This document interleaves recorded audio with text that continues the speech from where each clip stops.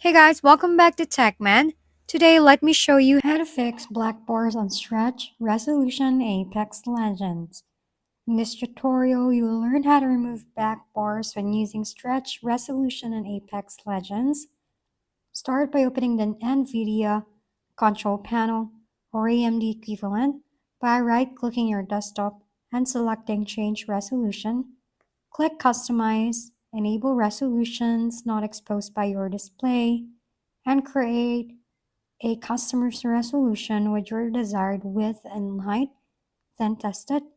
Next, navigate to your Apex Legends game files and locate Video Config Text. Right-click, select Properties, and uncheck Read Only. Open the file and adjust the setting .default-res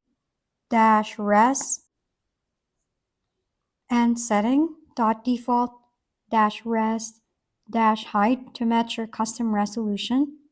Save the file and recheck Read Only in your game launcher. Right-click Apex Legends, go to Properties, and paste the provided launch option text.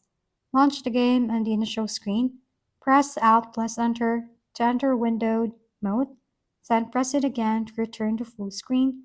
Repeat the step each time you launch the game, and your Apex Legends should now run in the full stretch resolution without black bars.